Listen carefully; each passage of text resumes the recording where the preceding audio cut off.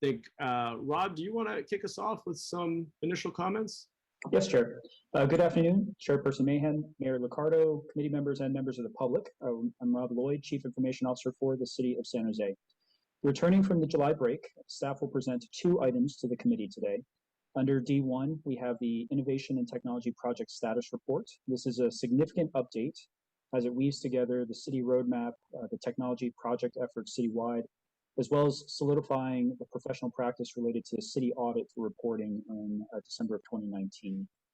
We also are talking about validating status and mitigating issues before the city runs into problems with any of its technology investments. Michael Foster, Division Manager for the city's Technology Portfolio Projects Office, will present on that item. And then under D2, a team led by Jerry Dreesen, Assistant CIO, Walter Lin, Deputy Public Works Director, and Kelly Parmley, Assistant HR Director, will update the committee on a large body of work related to reopening the city to a digital public and a digital workforce. And with staff's return to on-site work from COVID-19 pandemic, we are still taking care as response to variants takes shape. And with that, Michael. Thank you, Rob. Good afternoon, Chairperson, Mayor, Vice Mayor, members of the committee, and members of the public.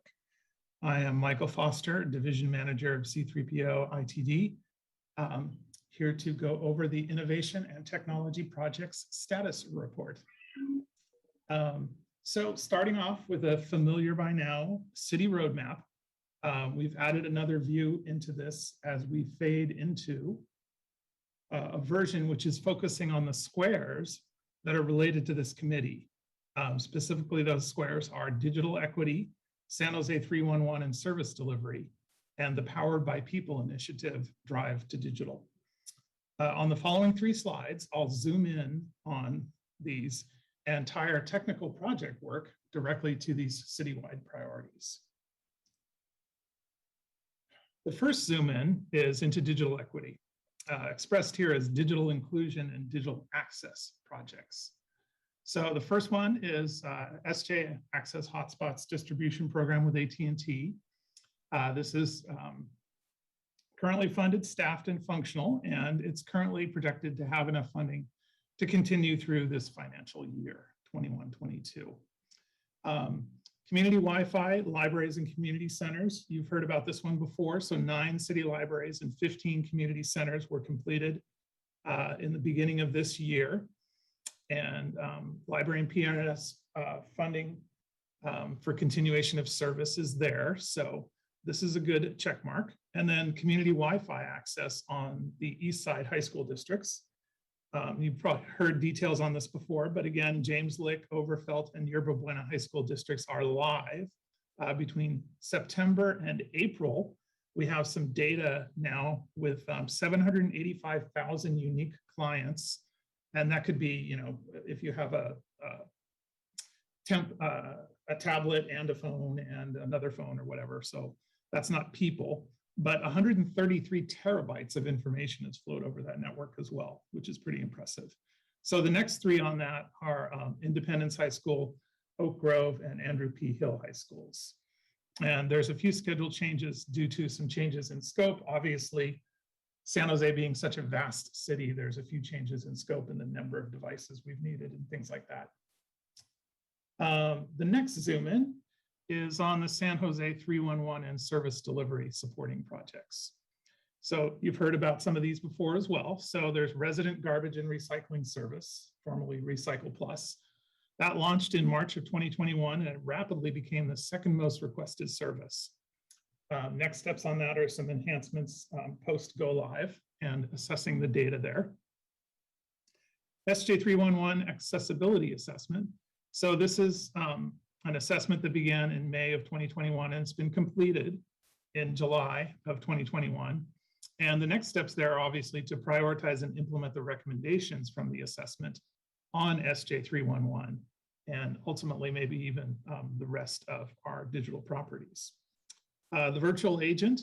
So we're averaging 1,000 calls handled per month through the virtual agent, currently handling abandoned vehicles and who's my hauler questions. And we'll be identifying some new services to be added to the virtual agent as the next step. And then finally, Spanish and Vietnamese translations. So that was launched in November of 2022. or excuse me, 2020. Spanish usage is growing very fast. Vietnamese usage is growing a little slower. The next steps for that are to engage the community and work with representatives there to increase adoption on that. And then the final zoom in is on the Powered by People initiative, the Drive to Digital. I'll try not to steal the thunder of the next presentation, which is all about this, but I have a few here. There's the omni-channel strategy and process and service automation. So this is what we call BPA for short, business process automation. We already have 37 paper forms that have been automated. And like I said, the next presentation will give you a lot more. And we have a goal of 50 more work plans planned for this fiscal year. The One City Workplace, you might have heard that name a few times. This is the next generation internet and intranet, which is people and process focused. And it's underway now. And of course, you'll hear more about that next. Hybrid work, this is of tremendous interest to a lot of folks. And the assessments for both city employee work and public meeting participation will be talked about in the next presentation. And then another one I want to celebrate is the learning labs and innovation academies. So 63 city staff have been trained in hands-on labs that are aimed at redesigning 9 different city processes. So this has actually been an amazing thing that we've been working with some partners on. And our continuation of these innovation academies with a Powered by People focus is, of course, absolutely going to happen. We've gotten some great stuff out of that. Next, I just want to remind folks, there's a lot more to report on than just these 3 areas, of course. So if you recall, there's that bigger than a breadbox IT projects that per the audit we'll be reporting on. And those are the projects meeting the following criteria. Greater than $500,000, involves more than one department, greater than 1 year in execution, or high profile or sensitive to the city. And most folks have seen this before. So once again, linking the technology and innovation work we do here at the city to the overall roadmap, we fade into a version focused on the city's IT projects. Or this is the where we last left our heroes slide. So this is the June 3rd version. And we can fade into the latest version of this. As before, I've got follow-on slides for what's changed status, what's new, and our project velocity. So first, these are red and yellow status changes. So the Drive to Digital One City Workplace was not funded before last time we spoke, and now the funding is secured and that's underway. The Web Governance and Digital Services Policy needed approval, and that is now an approved policy. And then lastly, the copier printer replacement. You might have noticed, some of you coming back into the city offices, that the printer changed color. It changed from a white Ricoh to a black Toshiba.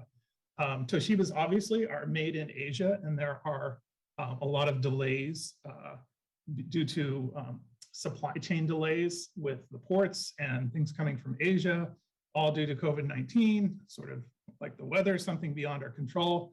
But we are expecting full replacement by August, and we're identifying funds to deal with that. Next, some net new projects you might have spotted on the board. Public meeting participation equity assessment.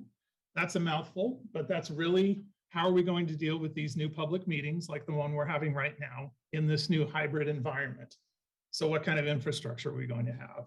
Agenda management, video, public participation, and of course that equity and access. So this will be presented actually to this committee on December 2nd, what we figure out on that assessment.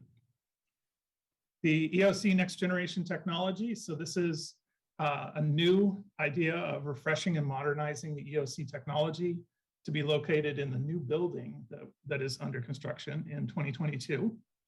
And that is seeking funding for a next generation EOC for set us up for the future.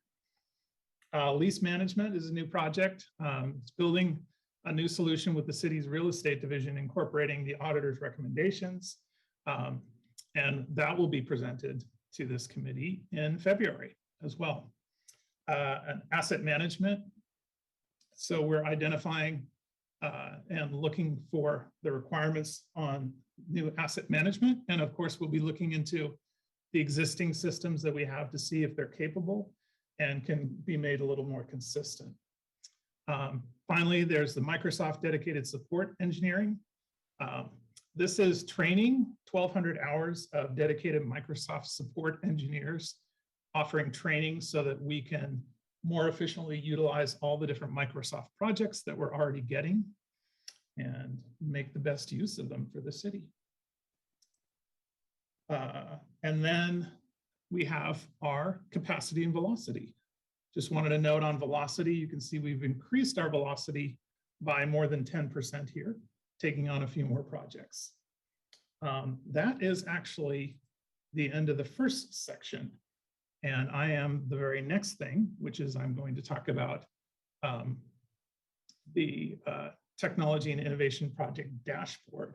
This is actually inside item D1, and we'll be talking about the process and policy of a new technology tracking dashboard. So what does the dashboard do? It's a single place for status of technology and innovation projects citywide. The project management best practices are incorporated here. It limits the loss of knowledge when turnover occurs, which is really key. It links to additional detailed information so you can dive down when you want to learn more. It's visible to all city employees. It's built on Microsoft SharePoint. It rolls up to the regular reporting cadence for Smart Cities Committee. This dashboard actually informs those slides you just saw. And then it satisfies the audit number 1910, numbers 7 and 9. So how do we keep it up to date? The dashboard is visible to every city employee, so that's good. Any new projects meeting the C3PO criteria, that previous slide you saw, or if anything of significant scale needs to become a row in that dashboard. The teams that own those projects supply the status to C3PO. And I'll talk about this a little bit more. So there'll be verification and validation that these projects are actually achieving the goals they set out to achieve. So we have policy, which is the stick, which is backing us up on this. And then we have training, which is the carrot. So we are training folks on project management best practices. On that note, in product and project management, the iron pyramid goes beyond the classic project management iron triangle that you might have heard of before, of measuring scope, budget, and schedule. And it asks the additional question, what is the value being delivered on this project? Or is this project continuing to produce value? If the answer to either of these questions is no, then it must be asked, why continue investing time or money in this project? So we've created a citywide detailed live status site for all technology projects. And this is currently internal only to the city. This site looks at multiple metrics that are critical to the success of technology deployments. And this is in direct response to the technology deployments audit of November 2019, number 9C. So just to talk briefly about what the dashboard contains. So the first four are those stoplight, red, green, yellow points on that iron triangle of project value, which is the majority of the calculation. Basically, if it's no longer delivering value or the needs have changed, why should we continue? The scope, of course, the budget, and the schedule. Some other things that are on the dashboard, just to keep things as brief as possible, is just what are the impacts? So why is this important? What are the impacts on the equity, users, employees, and residents? Key roles, who's in charge here? We want to know. And there's a little bit more on the next slide about that. And then documentation link. So where's the details? Where's the architecture diagram? Where's the network diagram? Things like that. All those things are linked in one place where you can find them. So these three roles are key to successful product.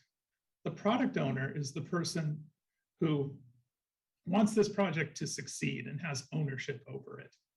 The sponsor in the center is a key individual who can make things happen or move mountains when they need to keep the project on track.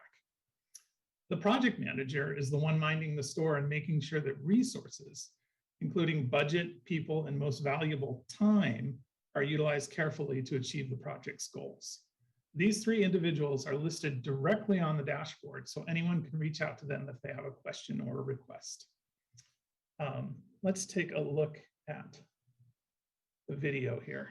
So, sorry, I have to switch over. I have a little video. And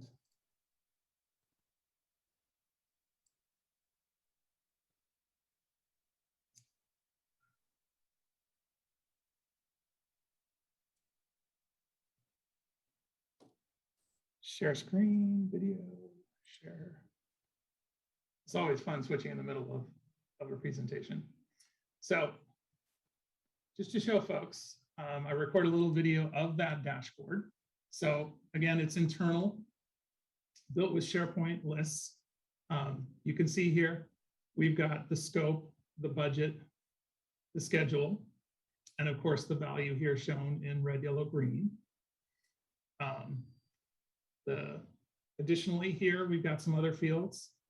The impact, of course, that I mentioned about.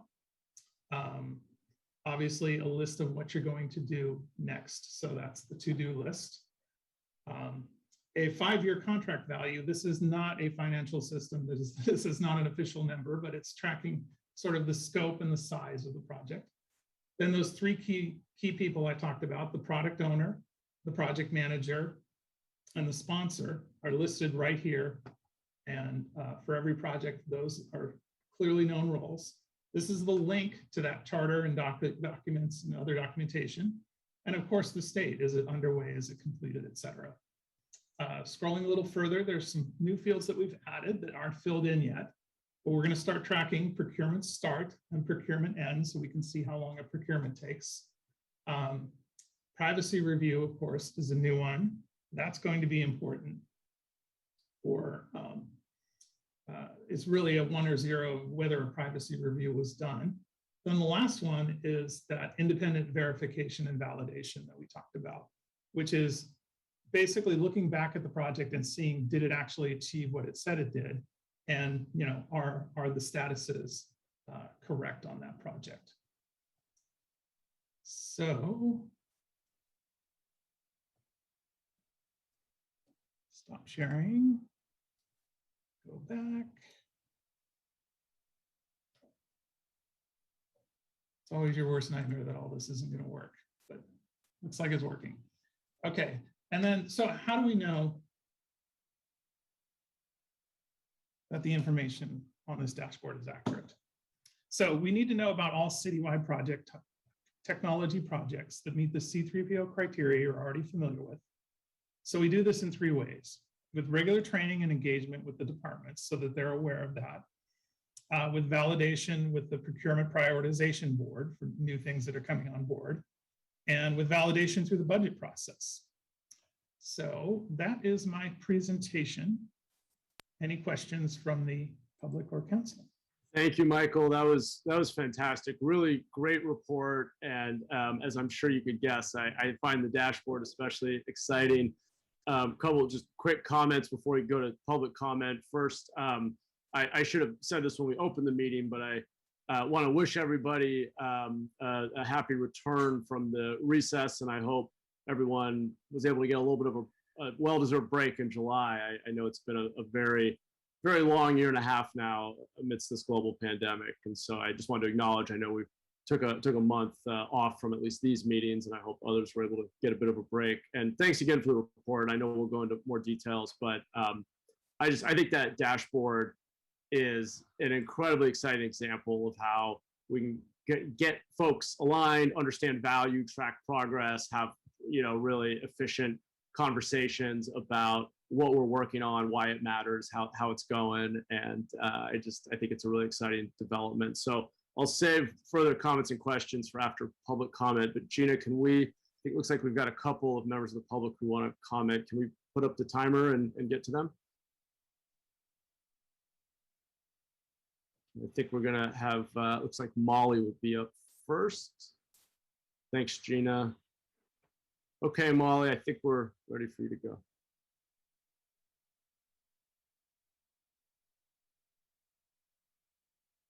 Thank. You may be muted, Molly. I don't know if you're trying to speak right now. There we go. Hi, good afternoon. This is Molly McLeod. Thank you, Michael, for your presentation. I am appreciative of the progress on the San Jose 311 that had been jump started after public comments that I made in February about 311 line staff and supervisors not being aware about the Americans with Disabilities Act applying to the city of San Jose. Have come a long way. In fact, I'd say that the 311 team led by German Sedano has been at the forefront of the many departments that I've been communicating with, so kudos for that. I felt very included in the assessment that Julie Kim did and wish that she hadn't left the organization on to other things. Also did a good job on the including Silicon Valley Independent Living Project. So appreciate the progress on that part. There's a few things that I noticed that could be better even on the non-public facing side. That would be caught by somebody who's looking for accessibility things. For example, the values showing red, yellow, green. If there's not some other image, some folks who are colorblind, which in particularly includes men, about 8% of the population, aren't going to be able to see that. So you want to look from the backward facing and forward facing sides to make sure accessibility checks are done. To that end, I want to say thank you for Herman also for introducing me to Dhruv Hemedy.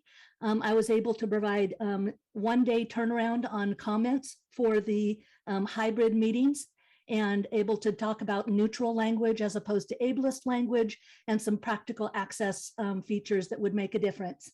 On the Powered by People Drive to Digital side, I think that I'm excited about what's moving forward, looking forward to hearing more. On the procurement side, when you're looking at the look back, for the procurement, did the procurement process include accessibility? Microsoft has a checklist that should be used. I've sent it to everybody in IT and I hope it'll be used moving forward. Thanks.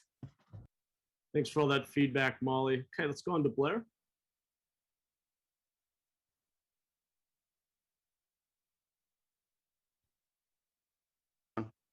Hopefully I'm here now. Hi, Blair Beekman here. Thank you for those previous words. The ideas of neutrality versus ableism is quite an argument. It's quite a thing to, I think I wrestle with. So thank you for those words. I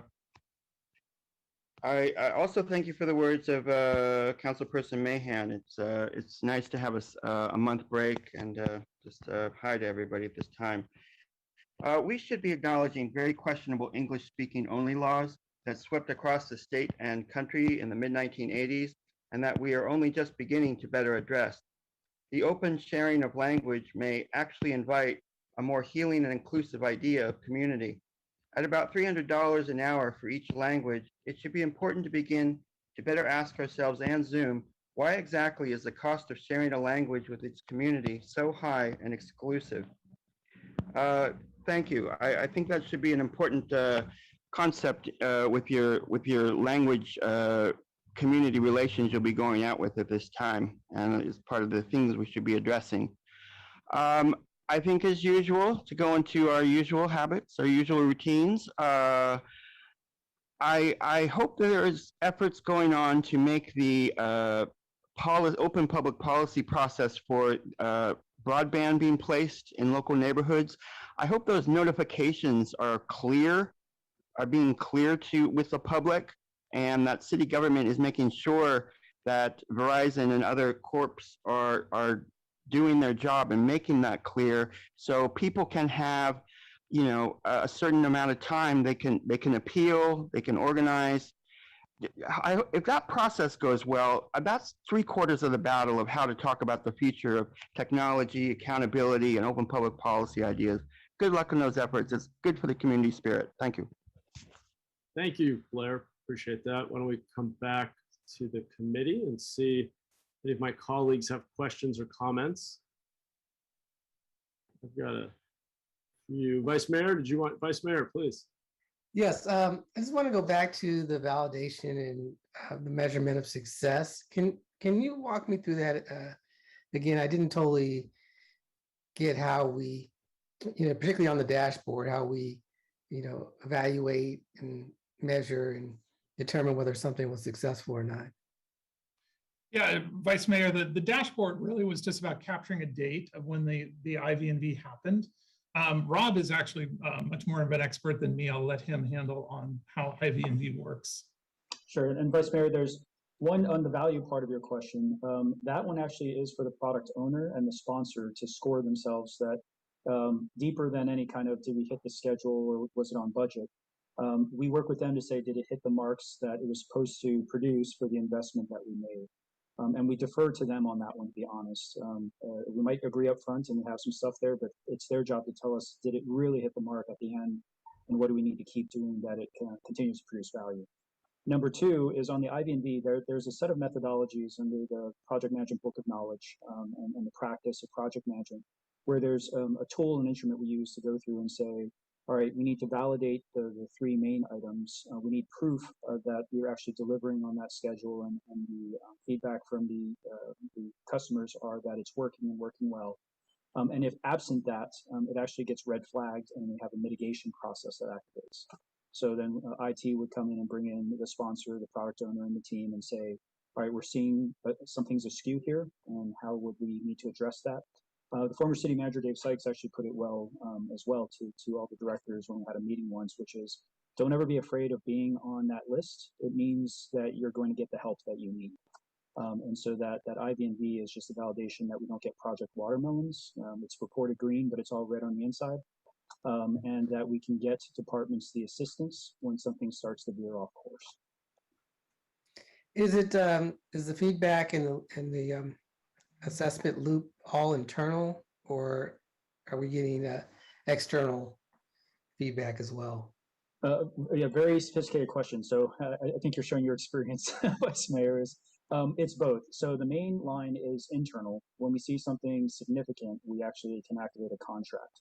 And so, for example, with Development Services Transformation, we activated a contract with Gartner on that one.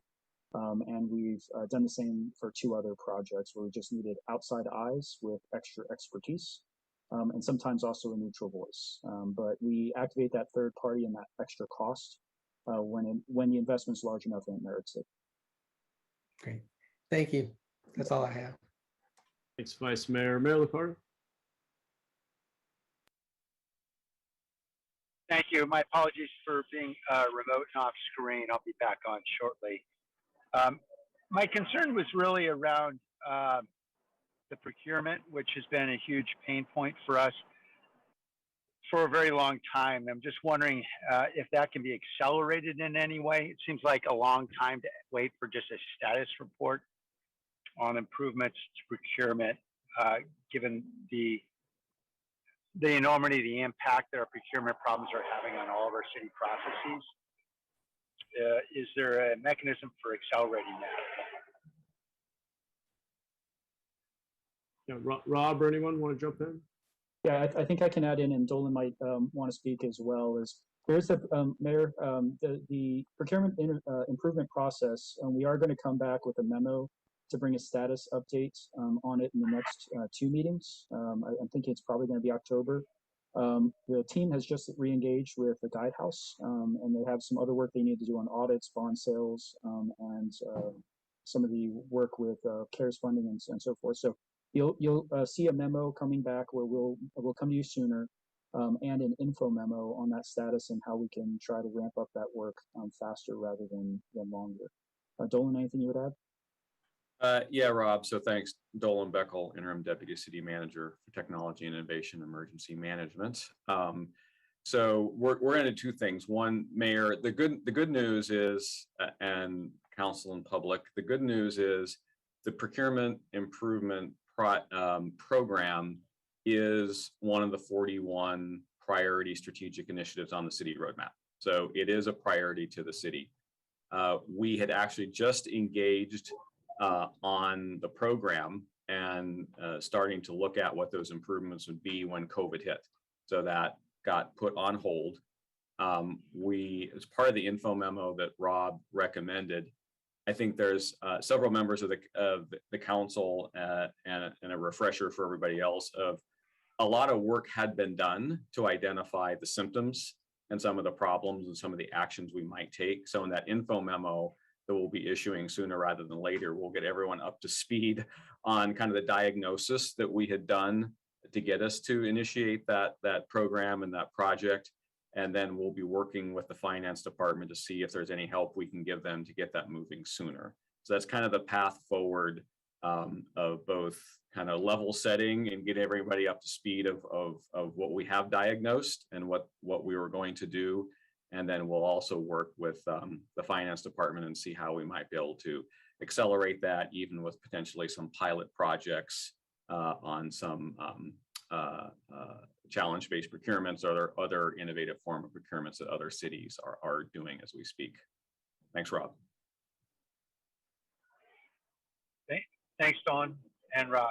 So should I take from that, I'm just trying to discern sort of what that means about the pace of progress. Does that mean that we'll actually be launching some pilots and making some change and implementing some change before May of 2022?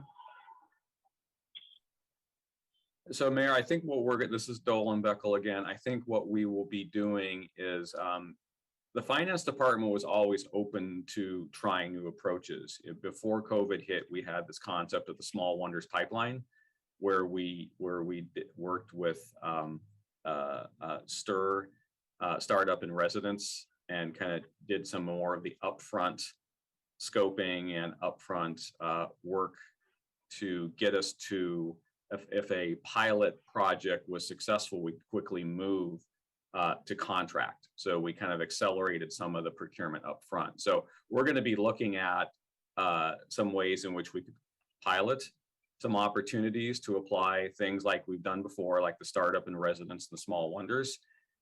And then we're also going to be working with finance. See, is there any way that large chunk of the kind of consulting engagement might be able to be accelerated? But I think we know there's a lot of work going on in finance. So I think it's a yes and. I think we can look at some ways we can do some innovative pilots like we did with Small Wonders and the startup and residents, as well as working with finance to see if it's feasible to pull that consulting engagement up front, to have that outside look at what are other cities doing, what are some of our major roadblocks, and how might we go about accelerating the time to procure.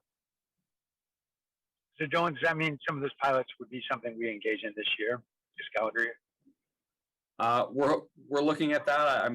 There's a number of things we're looking at as we speak right now. And we're working, I think we have a meeting next week with the Mayor's Office of Technology Innovation to see what some of those opportunities to do something sooner would be. Okay, great, thank you. And Mayor and Chair, if I can just add one thing, part of the project tracking too is we'll start getting some data around where the long pole in the tent is in the project, the procurement component of some of those initiatives, and then have some targets at where we might be able to reduce. Great, thank you. Thank you, Mr. Chair. Thanks, Mayor. Just on that topic, would there be any logic in bringing forward some of that thinking to maybe tee up a pilot this year? Would it be worth circling back at our next committee meeting? Does that seem possible? Chair, I might ask for October. We do have to have the time to work with finance to see what we can propose, but I think we've heard loud and clear from the committee that we're looking for progress in the ensuing months. So I think Dole and I can commit to, we'll work with finance and see what we can put on the table for work progress, as well as a longer stream of activity that can hit some of those improvement goals. Okay, understood. Thank you. Okay, Councilmember Foley. Hi. Hi, thank you. Good presentation. I really appreciate all of the information, and I love the iron triangle analysis, scope, budget, schedule, value. It really helps us analyze the issues that we face in smart cities, but also in other areas. So that was helpful. Thank you. I do have a couple of clarifying questions, and I'm actually not sure if I should wait for the next report or for this one. And they have to do with the virtual agent and the accessibility assessment. Particularly the accessibility assessment, it says that it was completed in July 21st. What did you learn from the assessment, and when will you be bringing back a recommendation on what needs to be implemented on 311 to make it accessible? Councilmember Foley, this is Jerry Dreesen, Assistant CIO. So we did complete the assessment. We had many members, internal members involved on that, the Office of Racial Equity, also CMO office, the CMO Communications Office, IT, and we looked just specifically at SJ311. So I can't say that it was a global accessibility assessment. We really looked at just the SJ311 components. We found very detailed findings that point out some usability and specifically accessibility issues within the app that we can immediately address. We also found some trends and some themes that we shared with the city manager's office, and I believe there's an initiative going to be kicking off in there as well for a broader analysis of accessibility. And Sarah Zarate, I believe, is leading that initiative. So we're feeding into that larger accessibility. So that's the first question. Okay. Can you give me an idea of what's the number one thing you found in the assessment that you can easily modify on SJ311? Or if not easily modified, the most critical need? Yeah, I would say that the easiest to modify is not necessarily always the most critical need. I think what we found out that we really, from a critical perspective, what we really saw was that we need to elevate the discussion of accessibility beyond SJ311 and develop training and, quite frankly, some policy around accessibility and how we look at accessibility citywide. I would say that's the most critical item we saw, that we really need to elevate the conversation. Because it isn't just SJ311, the app is just part of our customer service focus, right? So going across all channels and even all departments in the city, I would say is one thing that we saw as most critical. In terms of easiest to address, we've already fixed some issues, like the buttons and the color of the buttons within the SJ311 apps. Those are some of the easy things to address that we found in the assessment. Great. Anything we can do on my team to assist with accessibility? We've been involved. I know Molly McLeod just called in, and we'd be happy to help and expedite any conversations around accessibility as that comes up. We're happy to help. Okay, moving on to virtual agent. I don't know, maybe this is just my first time picking that terminology up. What's virtual agent? Who accesses it, or how do you access it? Because if it's related to abandoned vehicles, I'll tell you, we get a lot of calls about abandoned vehicles, and how are people accessing this as opposed to SJ311? So, Councilmember Foley, Jerry Dreesen again. So the virtual agent, again, is one of those channels I referred to that's part of our omni-channel digital strategy. And it is simply when you call in to SJ311, it's an automated message, but it's more than a traditional interactive voice recording service. It's actually automating that call. So think of when you call your favorite airline or your bank and you never talk to a person, and your request is automatically processed all the way through. So we piloted with 2 services last year. We went live in December of 2020, December 4th actually, and we piloted with Who's My Hauler and abandoned vehicles at that time. What it does for Who's My Hauler is it actually soft transfers you right to the hauler. So when you ask and you give your address, it actually connects you with that hauler. And as you know, there's several different options for haulers in the city, and so that's very helpful and has proven useful. Abandoned vehicles has been somewhat more of a challenge, but you can report the abandoned vehicle through the virtual agent as well, and then it will actually create a ticket within the SJ311 app and a report that goes over to the Department of Transportation for that abandoned vehicle. Okay, so taking that one step further with an abandoned vehicle that's been reported, a ticket is set up, but how does the person who called in the abandoned vehicle complaint or concern know that something has happened other than seeing that the car has been tagged or removed from in front of their house? How do we circle back with them? So there are automated alerts that once that virtual agent picks it up, converts it into a service request, we call them, within the SJ311 app. An email is sent out. We've received your request, and also on that email is the expected turnaround time, which I believe for abandoned vehicles is within 7 days. I'm pretty sure I got that right.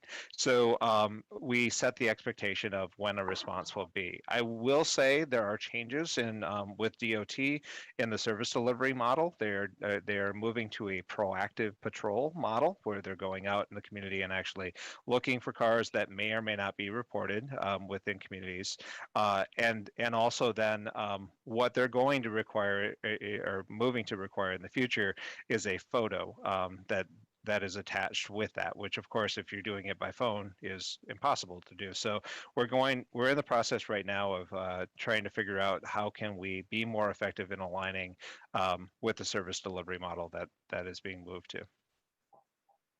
Oh, okay, thank you. So sometimes just to conclude the conversation a little bit, when an abandoned vehicle is reported, a resident who calls it in gets a notification that their case has been closed, whether anything has been done or not. So just an alert that if we're closing it, or if that's what we're calling it, that it's actually been closed, that we've actually done the work that we're supposed to be doing, because our residents aren't necessarily seeing that. What they're hearing is, okay, when it's closed, it looks like someone's going to take action, but it may be that someone saw that our department now has the work and they're moving forward, but they're closing the ticket. And that's not useful to the resident because the resident's still looking at the abandoned vehicle in front of their house.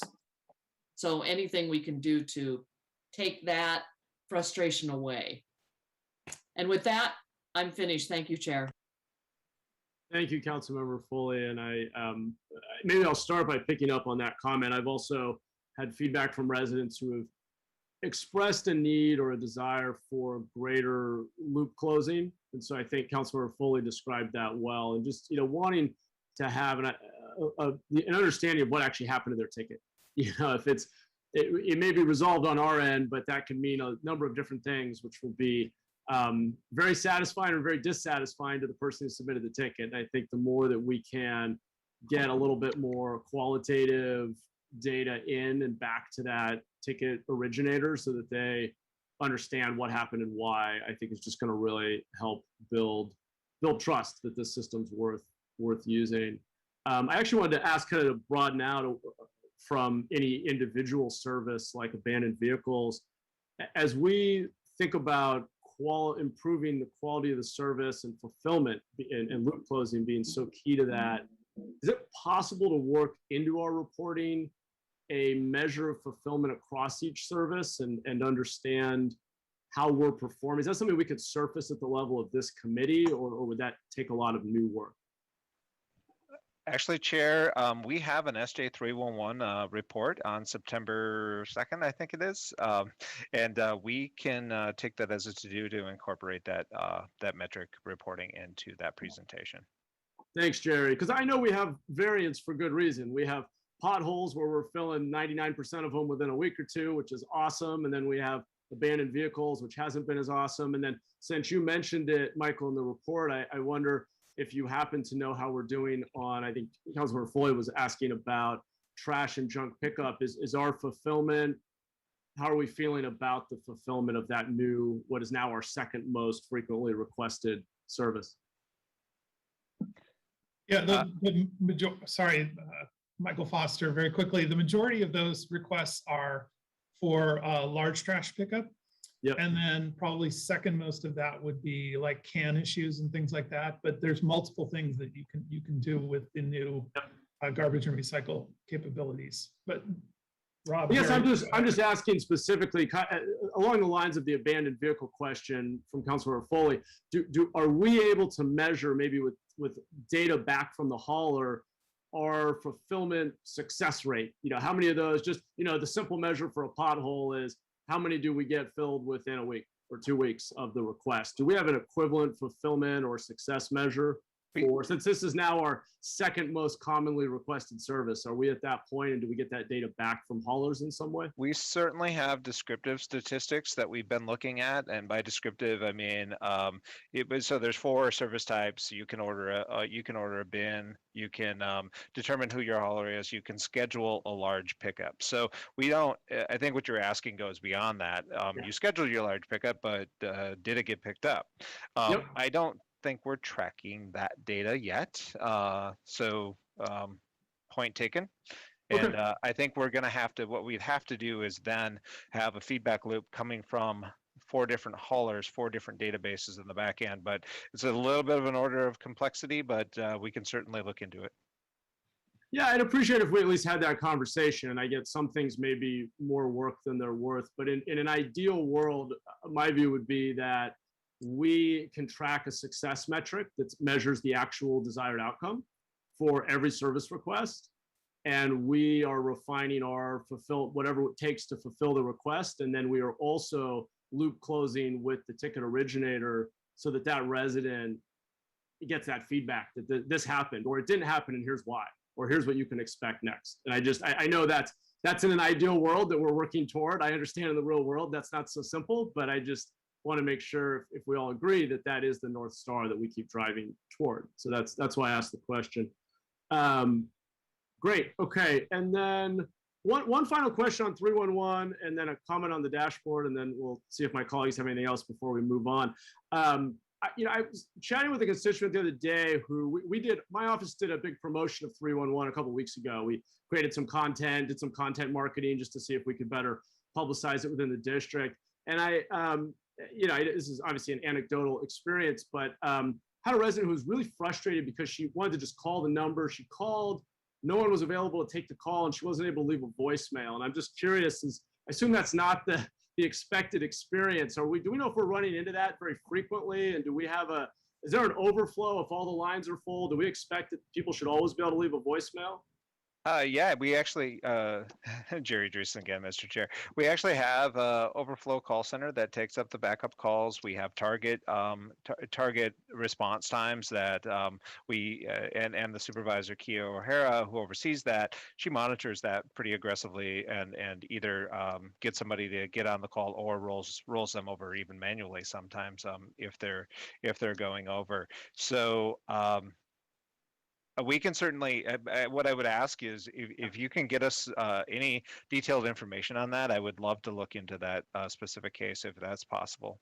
Awesome. Thanks so much. Yeah, we did that offline. Just wanted to confirm that should not be happening. It sounds unusual. Yeah. Yeah. Okay. Okay, great. And then dashboard, I think, is really heading in the right direction. Appreciate the update there. Is there a difference in the dashboard view for a design and build phase versus just ongoing maintenance of a project, or are you expecting all those to just be managed within one view of the dashboard? The focus of Michael Foster here. The focus of the dashboard is really circulating around projects, and projects by definition have a beginning and an end, and then they turn into products, and products are ongoing things that go into an operational phase. So that operational phase is not really tracked by the dashboard. That's not its purpose. It's really a project tracking dashboard. Does that make sense? It does. So it's more of the sort of design, build, completion of this finite amount of value, but then you've got an ongoing product out there. And so I guess sort of like I was asking, and I think Councilor Foley was asking around 311, measuring the cost of maintenance, the value to the end user, which is typically a resident or another department internally. Again, this is probably future stuff, but I just wanted to know whether or not we should expect that those projects, once built, would continue to be in the dashboard. Sounds like not at this time. And that might be a different view or a different tool. Is that right? Not the way currently designed. Yeah. Yeah. Cool. Okay. And Chair, if I can just interject 3 items. So, Councilmember Foley, On the question previously about the virtual agent, the key distinguisher of the virtual agent is it's a verbal interactive tool. You don't have to listen and press a number. And so you could speak, for instance, if you spoke Spanish, speak Spanish and ask for the same things without some of the language barriers that you might otherwise run into. So it mitigates the language line usage. And if it has clear, direct answers for a clean process, customer satisfaction tends to be higher with those. But if there's ever nuance to it and there's like an exchange, customer satisfaction is much lower. So you get either much better or much worse. There is no in between on those solutions. So we do have to design them accordingly. And then Councilmember or Chair Mahan, on your question about the metrics, the key one we have for equity, and there's kind of an underlying one too, but customer satisfaction with the interaction, did they get the connection from the 311 service, and it's just satisfaction rating. Underneath that, we're trying to track first call resolution, and then we had some ambitions about deeper analytics, but just to confess and be honest with you, that's going to have a longer tail on it. We still have to figure out how we can connect some of those distant service metrics into a dashboard up front. We don't have that capability right now. And then the last one is on the products projects portfolio. Our take right now is going to be able to choose some of those large projects and maybe follow up on them to see ongoing value, but we just don't have the capacity to do that with the full portfolio. So we're probably going to have to be somewhat targeted. Understood. Yeah, makes sense. Okay. Thanks, Rob. I'm not seeing any other hands. So I'll just close by saying that, again, I really appreciate the report. And I think it sets a standard that I'd love to see across every committee, every department. I think just the way that you consistently give us the framework and help us understand, here's the roadmap, here's what we're focused on, here's what's top priority, here's the status of each major project. And then now this new dashboard you introduced, I think you guys are doing a great job of pushing the envelope on communicating progress and just being really transparent and accountable with the committee. And I just want to thank you again for that. So I think we've, again, I don't see any hands. So I think we'll move into our second report of the day, which is the Drive to Digital update. And Kelly, is that you or who's kicking that off? Actually, let me make a couple introductory comments on it. Sure. And Chair, I do want to also on D1 say thank you to our partners on that, from the companies we work with to Molly to the Pacific ADA Center. There's a lot of good people working a lot of time to make those services better, and they're very giving of themselves in all those efforts. So it's kind of like one of those parts of the IT portfolio where you just see tons of good people doing the good cause. Credit to Molly, credit to many others who made all that work possible. So next is D2, and as everyone knows from experience now, return to on-site work is complicated. Instead of all remote or all on-site, the mixed mode state makes actually the work public participation policies more complex. There are three tranches of work in this Drive to Digital empowered by people work. Number one is how we work together and enable public participation. Another one is how we improve our internal business processes and try to do business process automation. And the third is how we improve public-facing services so that they're easier and more accessible to the community. Today, we focus on that work safety enabling public participation piece. In later Smart Cities committee meetings, we'll dive into the other two tranches. And with that context, we have Jerry, Kelly, and Walter here. And if you will go ahead and lead us off. Great. Thank you, Rob. Chairman, Mayor, Vice Mayor, committee members, members of the public.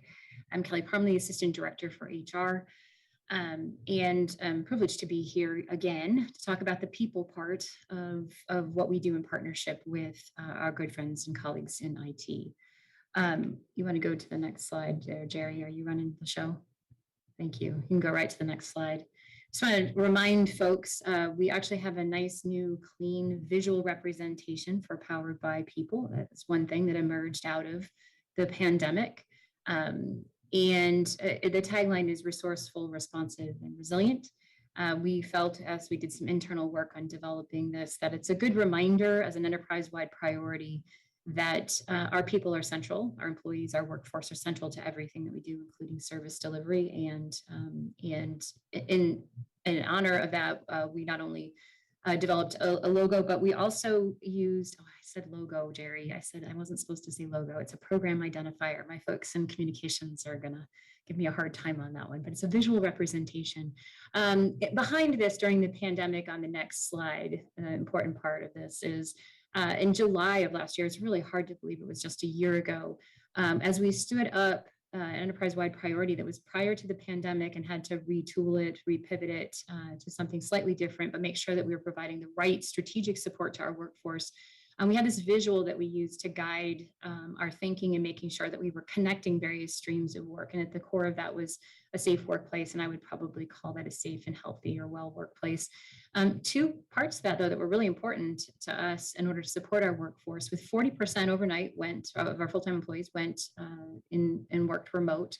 Was how do we think about drive to digital in that context and pair that up essentially with effective virtual teams. And then there are lots of things around that we needed to consider. And we turned that into, in the next slide, what has ultimately turned into 4 large areas of work that continued from the pandemic now and are on the roadmap as foundational priorities under Powered by People. And so if you go to the next slide, Jerry, I can show that 2 of those during the pandemic, super important. 40% working remote. We still had 60% of our workforce working out in the field or in a city facility or in the community. And how are we going to support the 40% in order to do their jobs effectively and essentially serve the community as well? And so here is where I think we really accelerated the work. Clearly, you've heard from IT about the work on business process automation. You heard Michael mention earlier about some of the professional development work that we brought along with us. Perhaps in another time, we talked to you a little bit more deeply about the Human-Centered Design Learning Lab, which originally was going to come around those Small Wonders projects, and we've delivered 3 rounds of those. And I just had a conversation yesterday with civic makers to work on 3 more rounds of Human-Centered Design Learning Labs that we specifically put to business process automation projects. And said, how are we going to develop the skill set, the mindset, and the ability of folks to do this effectively and to put customers at the core of what we're doing. And so that's been hugely successful. We just piloted in the spring something that I think is actually going to transform the work of individuals at their desks way more effectively than I probably have seen in other organizations. And that is to work with an entity called Change Innovation Agents with Brian Elms, who developed the Peak Academy down in Denver, or down in Colorado, and is now off with another organization. We just piloted 1 team with them on the employee directory a couple months ago, and gets down to the nitty gritty of how do you get in a mindset with an employee about defining the problem. Well, clearly tools and techniques for mapping business process, because the last thing I care about doing is taking crappy process and putting it into a business process automation framework, right? So how do you help employees? Because employees need to give the mindset, the tools, the empowerment to be able to do that. And he's highly effective at it. So we're probably going to do 6 more of those, what we're calling innovation academies this year. And so for me, being able to work with IT on very specific projects that are going to both build the skill sets of employees and advance our digital service strategy, I think is really important. And so on the next slide, in terms of thinking about what does this look like when we start to think about resumption of on-site work, which is clearly what we're doing right now, and trying to navigate that delicately with changes out in the community. But one of the things that we did as we put the call out to directors was we gave out 5 guiding principles. Number 1, how do we make sure that both with service in mind, efficient and effective service delivery, how do we also ensure the health, safety, and well-being of our employees? Those 2 things work in tandem. Yes, it's really important for our employees to be safe, healthy, and well. And how do we do effective service delivery? How do we deal with a hybrid environment? We don't have the answers to that yet. We've asked folks to kind of hang on while we figure out the best advice and the most efficient, effective, and best resource strategy for delivery of hybrid. But also a couple of other things about rethinking, what does it mean to work? What does it mean to work when I'm in a city facility and space? And how do I use the time outside of it? And then I think the thing in particular, Jerry and I have spent a lot of time on, but certainly have stayed engaged with Rob and his passion around this, is how do we keep the forward momentum as we move into this hybrid space? It really forced us to do some really interesting and great work in the pandemic, but how do we keep it moving forward? So on the next slide, it's really, I see Walter is on here, and it's been great under Powered by People to work far more closely with Public Works as we were working through the pandemic. And Walter's very good about reminding us that City Hall, while it's incredibly important to us, both symbolically, but also where many of us work, is that there's 120 sites out there and over 400 structures as a city. And so when you think about the consideration of what does it mean to work in a hybrid environment, returning 40% of our folks to some sort of combination. Now we've had 60% working in the field or in city facilities. What do those teams look like? And so you'll just see here some of the things that are also outlined in the memo about needing to think about with departments who are the ones closest to the service delivery. We asked them for plans that said, how do we think about being flexible? We had a great flexible workplace policy. We just had to make some minor modifications to that. That has an enormous flexibility potential to it. But also, how do we make sure that we're flexible in the context of what's going on in the broader health community when it comes to COVID and or vaccination, and what folks have as obligations around family and commuting. And so those plans, again, we asked folks to think about what are your needs? What do you think your needs might be with hybrid? Can you hang on until we can figure out the best guidance possible? Because if many of you have tried it, it's a very difficult thing to do with teams in a hybrid environment. We want to make sure we don't lose ground with effective teams with our digital strategy. And so we're easing our way into that, working closely with IT to make sure department plans are thinking about those things, that we're supporting them from a central strategic support unit. So on this last slide, before I pitch it over to Jerry, again, I just want to emphasize that we learned so much in the business process automation. I could not believe how well the teams worked together, how quickly they learned, and how able IT was to advance so many opportunities that I don't think local government would have necessarily done so quickly had it not been for the pandemic. So again, this is just illustrating how people with process and technology, if you put the three together and you bring the people along with the initiative, our ability to have lasting staying power, I think, is far more effective in addressing. So if we have to address culture issues, we do that. But again, rethinking what we mean by on-site work, off-site work. And then for us in HR, we're really wanting to make sure that we're bringing as much as we can to the table around professional development for our employees in order to do that. And so I know IT and HR will continue to work very closely together. And in that spirit, I want to pitch it over to Jerry to talk about how all of this kind of informs the objectives for a digital strategy. How do we balance and consider the needs of employees as our primary opportunity to serve with the community, and at the same time push the digital service environment? Thank you, Kelly. Again, Chair, Mayor, Vice Mayor, members of the committee, members of the public, Jerry Dreesen, Assistant CIO. We've shared this slide before. This is kind of our centerpiece for our digital strategy, because it always reminds us that our digital strategy is resident focused. However, we realize that the execution of that strategy really needs to be employee driven. So we have the inside out perspective where we are focused on tools, processes, and technologies to ensure our employees are informed, engaged, and they have optimized productivity, always with a mindset of focusing on the resident in a unified way as one city, or as we use the language, omni-channel, so you get the same customer experience no matter which door you walk through from the city. And from the outside in perspective, we're aligning our customer service channels to create an easy to use omni-channel service and provide inclusive access to city services. So that includes racial equity, some of the accessibility work we're doing, and we always have the aim of keeping our residents informed and engaged. So when we talk about focusing on ensuring our employees are informed, engaged, productive, and resident focused, these are not new ideas. What is new, however, is that now we need to make sure our tools, processes, and technologies support employees working from home, working from the office, and employees who are working alternatively from both home and the office. And this new hybrid reality brings new requirements in terms of equipment, access to systems, technologies, and security related to different work models. The good news is that as a result of the technology direction already established pre-COVID, combined with near heroic shifts that were made at the onset of COVID, we were able to pivot to new ways of meeting with each other, sharing and signing documents, and collaborating across teams. We are now positioned well to support the different personas of remote work and on-site work and hybrid work, at least from a technology perspective. Throughout COVID-19 pandemic, we also focused on outfitting our workers with mobile equipment, including laptops, docking stations, monitors, headsets, cameras, to support remote and on-site and hybrid work. Today, nearly half of our employees whose job requires access to a computer are equipped with a laptop. And as you can see previously, substantially less than that.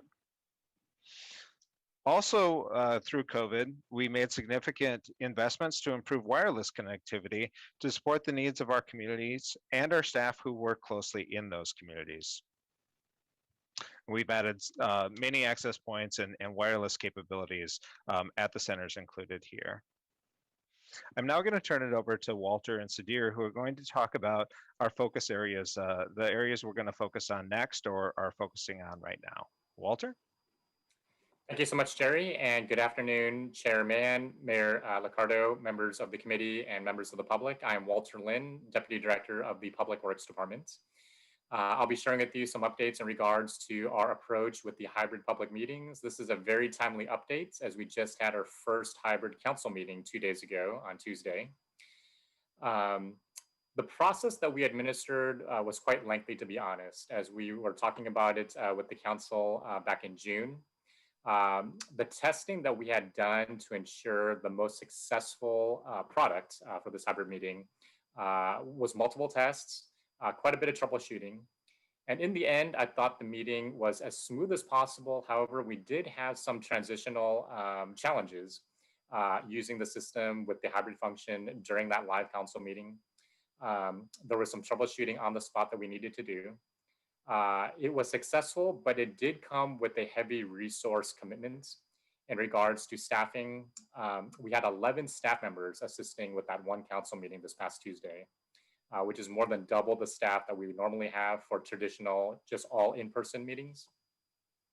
That is the level of resource that's needed when working with the new technology integration, as well as the antiquated system components that we've talked about before, which we will be discussing that future project for the replacement work. But as discussed, this past Tuesday, we started our first public hybrid meeting with the council meeting. Our intention is to move the hybrid format for the council committee meetings, such as this meeting, as the other committees as well.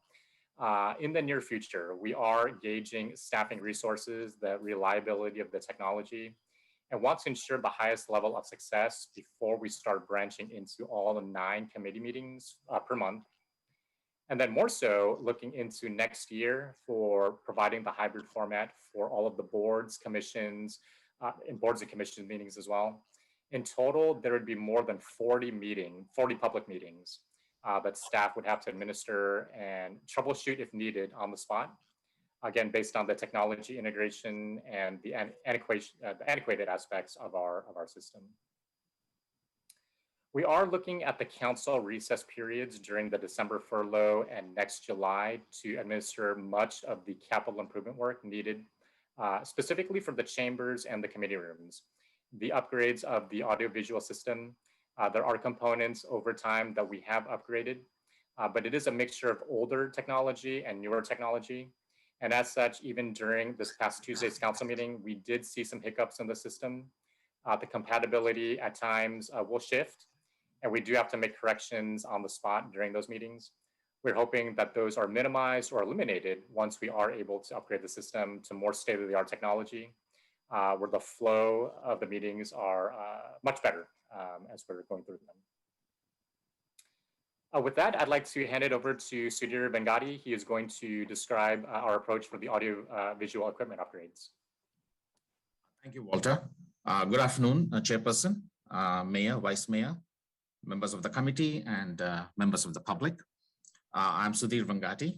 I'm the projects manager within the IT department, and I'm here to provide you with a quick update on the timelines and priorities of upgrading our audio-visual equipment that would really help facilitate a more efficient hybrid work model for our city staff.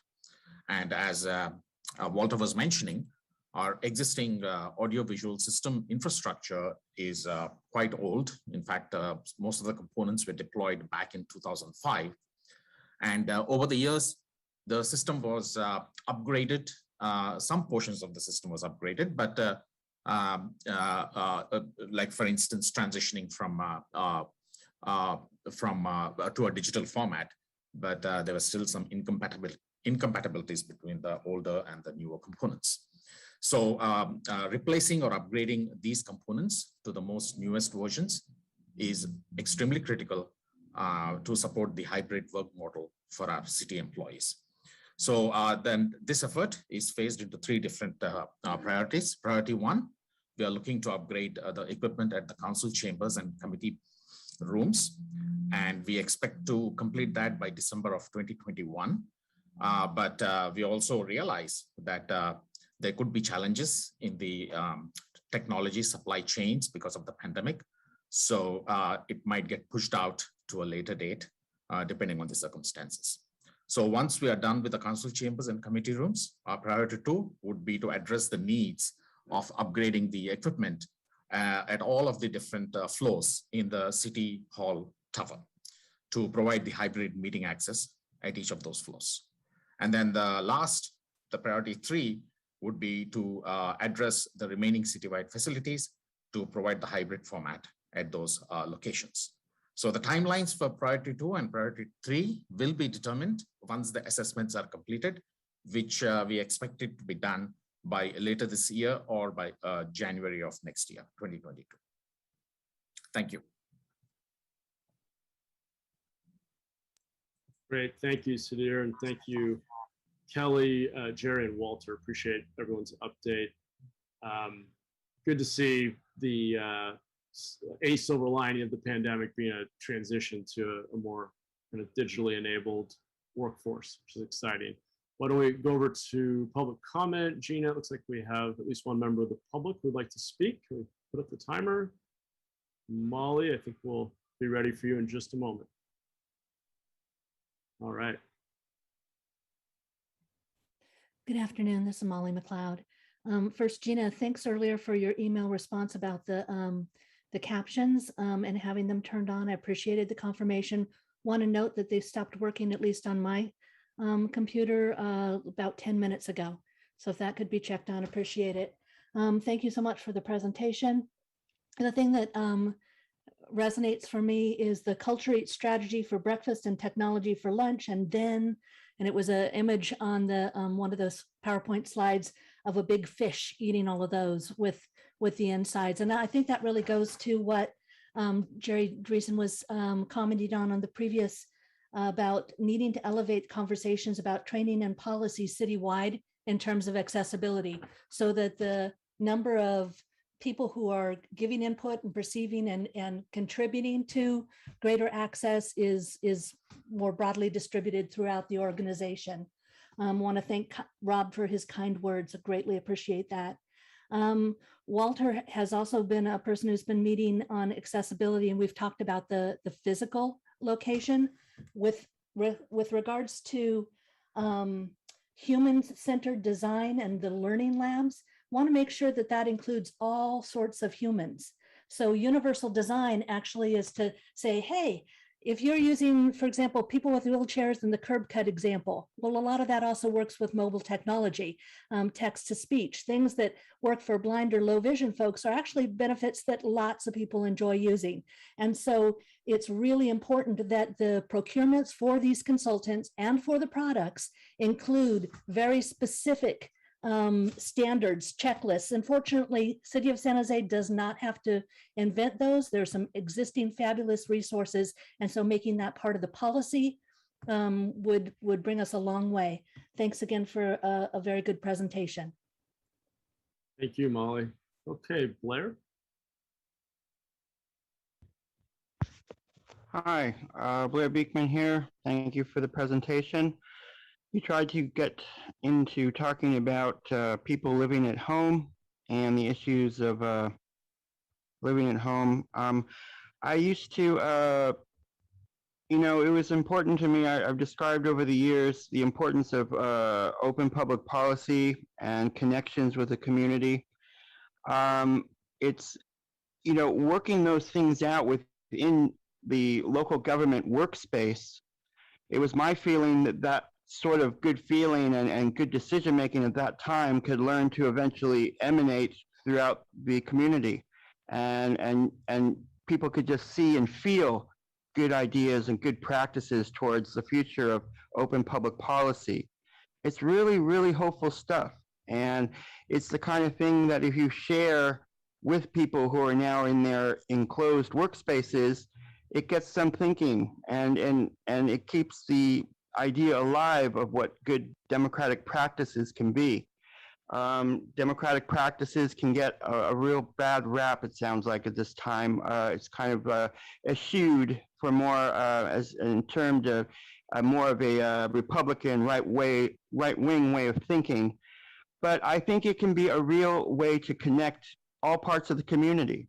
And democracy can really do that. We all have good ideas of what democracy can be, and it invites a unifying process that we all share and want to share and talk about. And there is fine points to that, but how do we talk about open public policy and civil rights and civil protections? I think we can all come to some good agreements upon. So good luck how we all work on these things. Thanks. Thank you.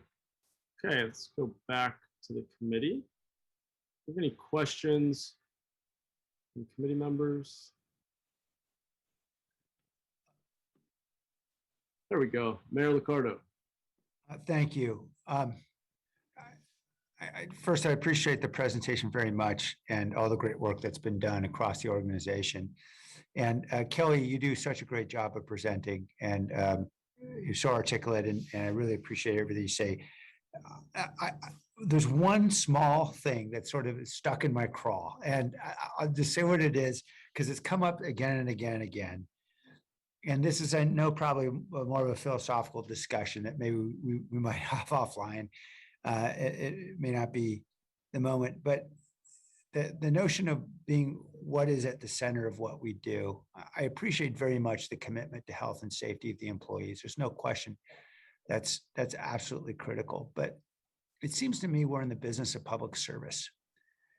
And I've heard so often over the last several months from city staff that employee safety and well-being is at the center of what we do. And I think our employees take pride in the fact that the community is at the center of what we do, that we're serving a community, serving the public. And that doesn't mean we take shortcuts on safety or take shortcuts on employee health. But the reality is that the work of city staff invariably places us in risk, whether we're a police and fire department where there are obvious risks, or the fact that we're essential workers, or that we're electricians at the plant, or whatever it might be. There are real risks, and we have to be incredibly careful and cognizant about those risks and minimizing those risks. But the center of what we do is still service the public. And I just feel like, you know, the private sector can have the luxury of saying that. I feel like our job, our mission is different. And so I know this is something we've continued to say, and I continue to hear it. I just can't say I've internalized it yet. And I don't know that our employees necessarily feel the same way either. Right now, some may, some not, but I think we're here and we take pride in what we do because the community is at the center of what we do. About a big how does that sit for a response? So I think it is quite well taken, Mayor. I don't think that, I think what I'm about to say isn't an either or. I think it's an and I think that the conditions in the pandemic were so extreme that we needed to use that to galvanize across several departments and several functions, that we needed to rethink about how we were doing lots of things, and sometimes on the fly very quickly, to make sure we were supporting employees to be safe. And so I think that we can probably do something better to articulate those first two guiding principles in terms of, I like to talk about them as going hand in hand, in that service delivery is the first thing for all of us.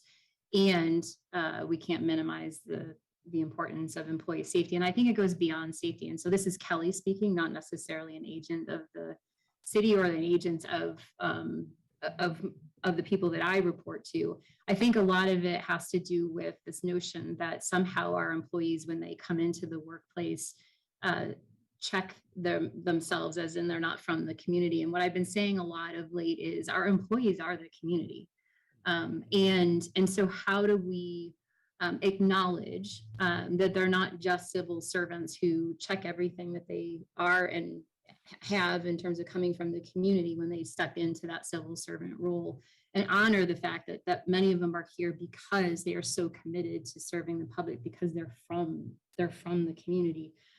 So I guess I'm honoring what you say, and that it might stick in my craw too, to hear that over and over. And I've said it like multiple times, right? Over and over and over again. So I can only imagine now. I think there's a balance to be struck there. I just know that for me, it's more than just safety as well. It really is the health and well-being of our employees, and this trauma-informed care and resilience-oriented focused culture that I just came from a meeting on today, I think speaks to how we are with our employees, not necessarily that we put that first in terms of safety. So it's a highly imperfect response, and it's my own personal one. And I want to say that I'm honoring what you say, and we can figure out an alternative way that honors both that perspective and the fact that I think that employee safety, health, and well-being is really important to how they show up to serve the public. And I think for me, what's really important. So. Thank you, Kelly. And I agree with you that this can be an and not an or.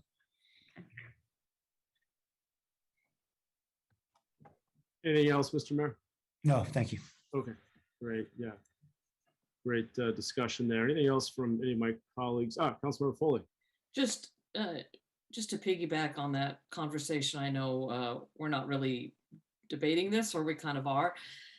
I think it's both. I agree with Kelly and the mayor. It's we have to take care of our staff and we have to show them how important they are to how important their well-being is in relation to our residents. If they're feeling safe and comfortable and respected, then they will do their job to a higher level. At least that's how I perform. I know when I feel better about what's going on around me, I respond better. And we have to remember that our staffs have had their own struggles over COVID too, in that many of them are parents and they have to address the virtual learning and the difficulties with that. So I don't disagree with either of you on this issue. I just want to sort of put in my 2 cents that our employees are so important to the success and satisfaction of our residents, in that if they're doing a good job, and I can think of, we could each name off 100 employees that we know who are doing fabulous jobs. In fact, they're all doing hard work in a virtual hybrid world. And now we're moving into City Hall, which is really exciting to be back at City Hall.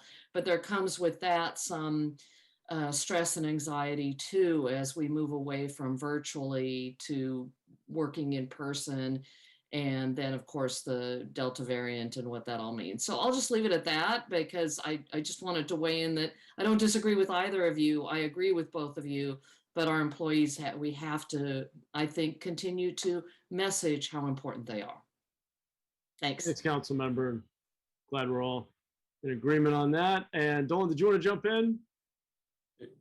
Sure, I am jumping on the bandwagon as well, but I am pointing to something that visually that people in the public, as well as our employees, are seeing every day, which is the city roadmap of strategic initiatives, which is structured very much in a certain way. The conversation we just had about Drive to Digital was down on the bottom of the foundational elements, which are by definition a little more inward focused, but they are also at the bottom, their foundation are enabling for a reason, because the whole rest of the top of the roadmap is all focused on city services. So I think it's a yes and I think we can probably always do a little bit better about how we message that.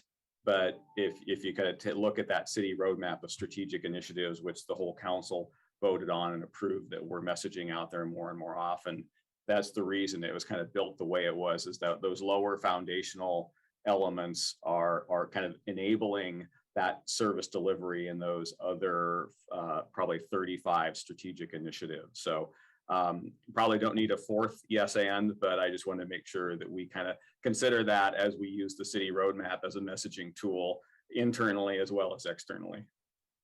Thanks, Dolan. There's the yes ands. All right. Quick question for Walter.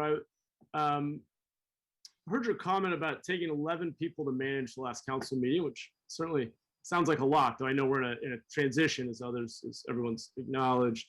I'm curious, after the planned technology upgrades, and I know there was also a memo before the recess talking about potential software consolidation, trying to streamline and consolidate all the tools we're using. Do we have a target for what that ought to be?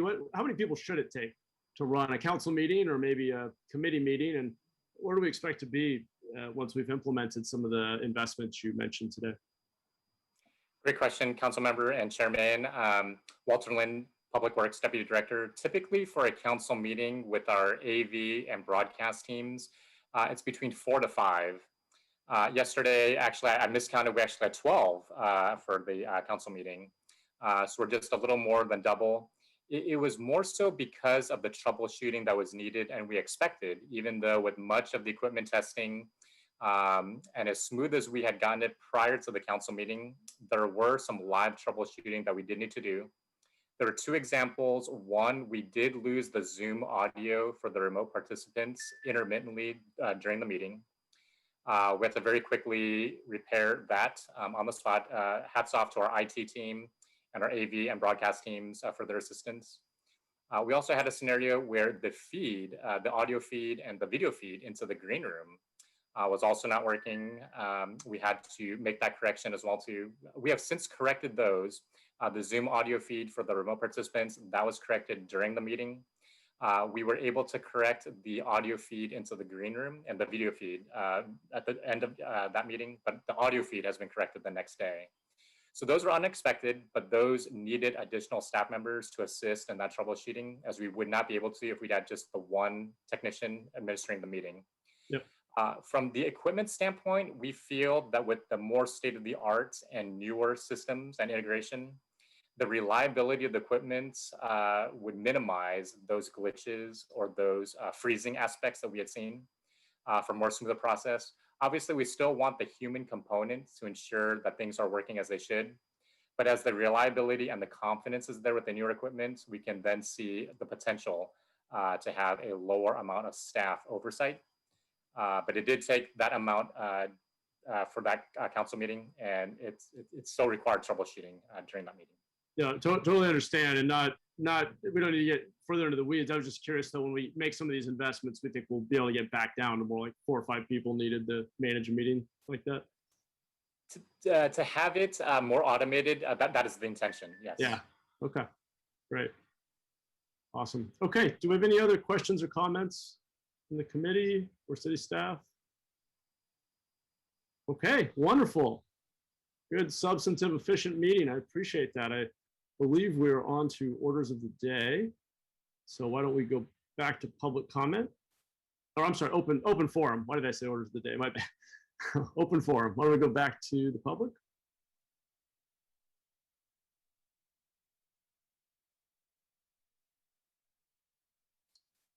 Mr. Soto, I think we're maybe having a little trouble with the timer. Gina, are we doing? Yeah. Could you get the timer on, please? Appreciate that. I think we're working on the timer. Okay, well, I've done this long enough. I'll probably conclude it quickly.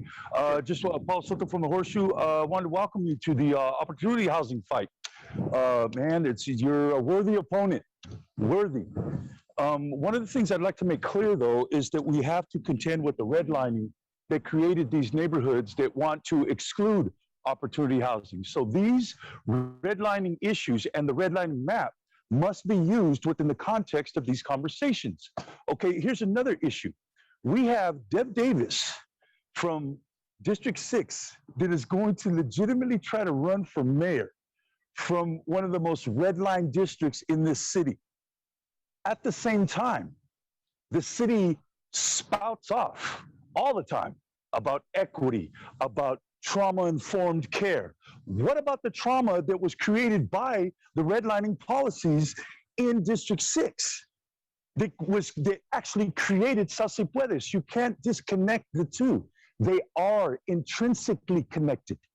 And so to talk about one without talking about the other is to compound the trauma that extends from Sas y Puedes. So while you talk eloquently here in this forum about trauma-informed care and about caring about your employees, the only reason why you have employees in the city is by virtue of the citizens. We pay your taxes. We pay for your stay there. So you work for us. So I would think that you would be more concerned about the trauma that we have experienced as Chicanos in the city than for the employees in the city, because you don't exist without us. That's all I got to say. Thank you. All right, Blair.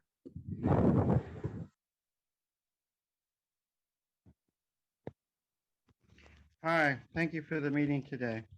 I hope you know the positive, good ideals today that you can better address city pay raise issues if that's can be addressed.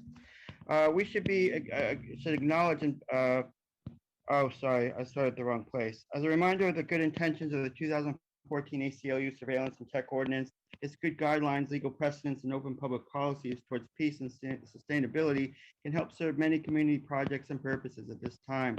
And that can help it can help the City Charter Commission, fair election practices. It can help all sides of the Reimagined Task Force, and how to help continue to more quickly return to open, positive democratic practices from the traumatic VTA events of May and in times of war. As this is our more open democratic ideals that can almost always work as a positive healer, and why we are often dedicated to the community process in the first place. I feel these are equity and reimagined ideas towards our good ideals that can allow all sides to help contribute and prepare for long-term community questions and needs, and how to better address issues of violence as well at this time. After, I hope this fall we could be dedicated to the ideas of how open democratic practices can bring ideas of peace and positive sustainability, and that innovation with technology can truly mean how to share open public policy ideas and allowing everyday community to have a larger role in deciding what technology will be placed in the future of a community. To conclude, it is my understanding that county eviction moratoriums can supersede California state law, and that may actually last 90 days after the date December 31st, 2021. That is March 2022 to everyday folk. Yet Housing Director Jackie Morales-Frand and city government is trying to make sure local tenants will not be sued for California state eviction moratorium that expires September 30th, 2021. A reminder of peace and harmony, and that owners can be mostly guaranteed that money through newly formed state government subsidy programs can happen. I thank you for San Jose trying to good housing rights and legal precedent. Thank you. And committee members, I apologize. I forgot to ask for acceptance of the report. Do we, maybe question to Neelam, are we able to go back and do that now? I don't think you can. Is it? Yes, you are able to go back. Sorry, Mayor, what did you say? I was going to say, I'm not sure a motion's needed, but that's fine. Oh, okay.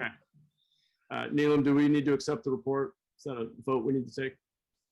Yes, my understanding was that it was agendized as accept a report. Okay. I have a motion, please. So move to accept both reports. Second. Thank you. Let's vote. Mahan, Aye. Cohen, Jones, Aye. Liccardo, Aye. and Foley. Aye. Thank you. Thank you. Neelam, just want to confirm we're able to adjourn at this point. Yes, that is correct. Great. Thank you all so much. Have a great rest of your day. Goodbye. Bye. Thanks, everybody.